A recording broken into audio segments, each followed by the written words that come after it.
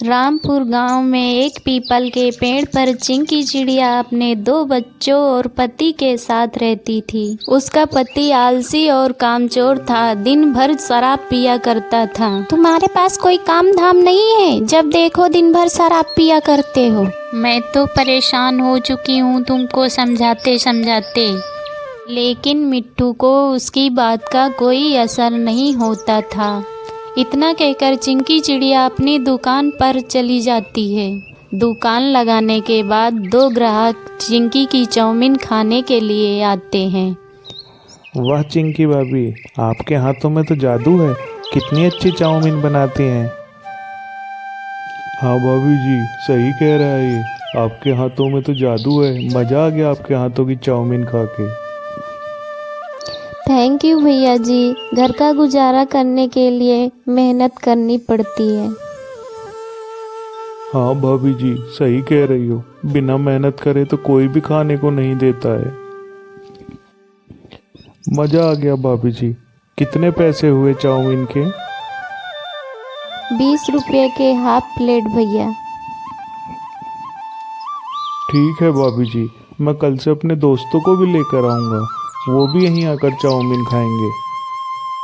लो भाभी जी, आपके 20 रुपए ये रहे। शाम हो जाती है और चिंकी चिड़िया दुकान बढ़ाकर अपने घर की ओर चल देती है। चिंकी चिड़िया जब घर पहुंचती है तो देखती है उसका पति बहुत बीमार है। मैंने आपको बहुत समझाया, आप शराब मत पियो, मगर आप मेरी नहीं मानते हो। चिंकी चिड़िया अपने पड़ोस में रहने वाले डॉक्टर को बुलाती है। अरे मिट्टू भैया, क्या हुआ तुमको, कैसे बीमार हो गए? पता नहीं डॉक्टर साहब, कल रात से मेरे पेट में बहुत दर्द हो रहा है। ठीक है, तुम परेशान मत हो, मैं चेकअप कर लेता हूँ तुम्हारा। मैं कुछ दवाइयाँ और इंजेक्शन लगा देता हूँ, थोड़ी देर बाद तुम्हें आराम हो जाएगा। डॉक्टर मिट्टू को इंजेक्शन लगाकर कुछ दवाइयाँ देकर शराब पीने के लिए मना करके चला जाता है।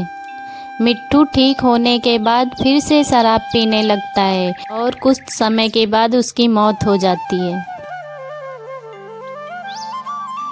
बरसात का मौसम था। किट्टू चिड़िया अपने 2 बच्चों के साथ रहती थी।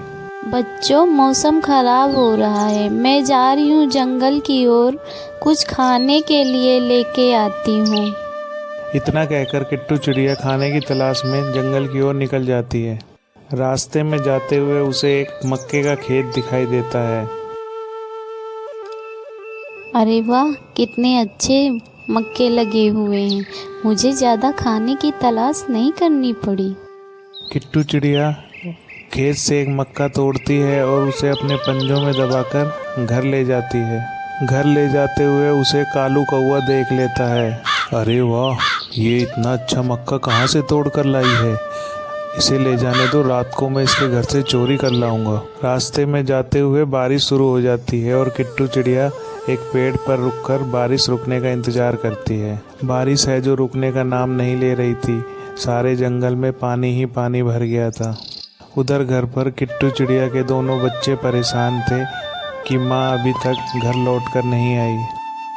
भैया, बारिश बहुत तेज हो रही है, माँ अभी तक घर नहीं आई है। हाँ बहन, काफ़ी समय हो चुका है और अभी तक माँ घर नहीं आई है। तभी किट्टू चिड़िया का पड़ोसी टीटू तोता घर आता है और कहता है, अरे बच्चों, तुम घबराओ मत, तुम्हारी माँ जल्दी ही वापस आ जाएगी। कुछ ही देर में किट्टू चिड़िया घर वापस आ जाती है। माँ, आप कहाँ चली गई थी? मैं बहुत घबरा गई थी। बच्चों, मैं तुम्हारे लिए खाना लेने गई थी, ये लो, खा लो। दोनों बच्चे मक्का खाने लगते हैं और बचा हुआ मक्का कल के लिए रख देते हैं और वो सोने चले जाते हैं। रात हो जाती है और किट्टू चिड़िया और उसके बच्चे सो जाते हैं। तभी कालू कौवा मौके की तलाश में वहाँ आता है और मक्का चुराकर अपने घर ले जाता है।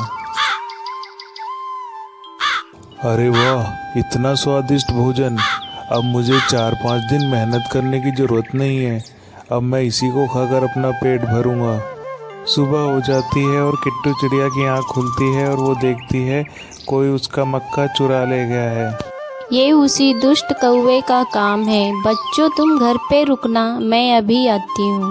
ये कहकर किट्टू चिड़िया अपने दोस्त जो पास के तालाब में रहता था उसके पास जाती है। अरे मित्र, तुम यहाँ कैसे आई हो? क्या जरूरत पड़ गई मेरी? अरे केकड़ा भैया, मेरे घर से वो कालू कौआ खाने की चोरी करके ले जाता है, इसलिए मैं उसको सबक सिखाने के लिए आपके पास आई हूँ।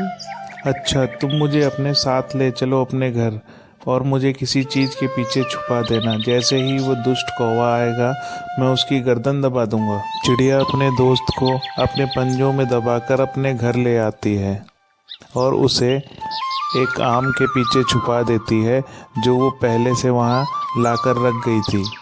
ठीक है केकड़ा भैया, आप इस आम के पीछे छुप जाइए। जब कालू कौआ आएगा तो आप उसे पकड़ लेना। हाँ ठीक है, अब तुम अंदर जाओ और छुप जाओ। थोड़ी देर में दुष्ट कौवा वहाँ चोरी करने के लिए आ जाता है। अरे वाह, यहाँ तो कोई भी नहीं है और लगता है ये मूर्ख चिड़िया मेरे लिए रोज भोजन लाती है। कितना रसीला और स्वादिष्ट आम है, चलो मैं इसको चोरी कर लेता हूँ। दुष्ट कालू कौवा जैसे ही आम के पास चोरी करने के लिए जाता है, केकड़ा उसको दबा लेता है और उसकी गर्दन तोड़ देता है और कौवा वहीं तड़प तड़प कर मर जाता है।